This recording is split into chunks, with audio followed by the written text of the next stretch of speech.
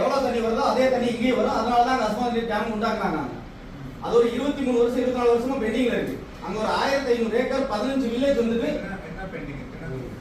Dam கட்டதுக்கு ready பண்ணாங்க. அதுக்கப்புறம் அது என்ன ப்ராசஸ் என்னன்னு தெரியல. அது அப்படியே பெண்டிங்ல வச்சாங்க. டேம் ரெடி இருக்கு. இல்ல ஃபங்க்ஷன் இல்ல. ஒர்க் கொஞ்ச நாள் ஒர்க் பண்ணாங்க. அது ஏதோ ப்ராப்ளம் ஆயிட்டு அதை நிப்பாட்டி வச்சாங்க. இப்போ வரைக்கும் அது டேம் உருவாக்கல. சீமக்கருவில மட்டும் விடுனாங்க. இப்போ எதுக்கு அனுப்பல சார்? சீமக்கருவில மட்டும் அதிகமா இருக்கு ஒரு பெட்டிஷன் கொடுத்துருந்தாங்க சார். நம்ம வீடியோல இல்ல கரை இருக்கு டேமே மாதிரி புகார் அளிக்கணும். சீமக்கருவில அரட்டி கொடுக்கறதுனால அங்க வந்து தண்ணி நிக்க போறது இல்ல. அங்க ஒரு சுமார் ஒரு 1500 2000 ஏக்கர் நிலம் வந்துட்டு ஒரு 15 வில்லேஜ் 58 கால்வாய் வந்துட்டு தொடர்ந்து பஞ்சாயத்துக்கு தண்ணி இது வரைக்கும் வரல. இதுக்கப்புறம் வரதுக்கான சாத்தியக்கூறு இல்ல. ஏன் அப்படின்னா மேற்க தண்ணி வராது. இது கிழக்கிருந்து மேற்க தண்ணி வராது. அந்த ஒரு ரீசனால கொட்டானூர் பஞ்சாயத்துக்கு இருக்க ஒரே நீர் வர சப்போர்ட் யாருன்னா அந்த அஸ்மான் நதி நீர் மட்டும்தான். வேற எந்த சப்போர்ட்டுமே கிடையாது.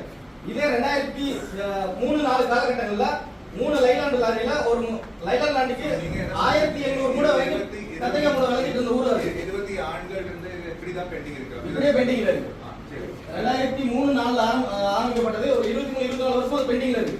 இவங்க என்ன சொல்றாங்க, முள்ளா வெட்டி கொடுத்துடலாம். முள்ளா வெட்டி கொடுத்தாச்சுன்னா அது தண்ணி நிக்காது இல்லையா? தூர் வரணும். ரெடி பண்ணி கொடுக்குறாங்க.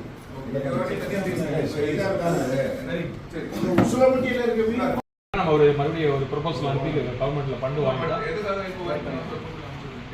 இப்ப எது அனுப்பல சார். சீமக்கருவிலை மட்டும் அதிகமா இருக்கிறதுக்காக ஒரு பெட்டிஷன் கொடுத்துருந்தாங்க சார். நம்ம வீடியோல இருந்து கரையில் இருக்க எல்லாரும் இப்ப அவங்க டேமே மறுபடியும் புனரமைக்கணும் சார். மறுபடியும் ஒரு விசிட் பண்ணுவாங்க.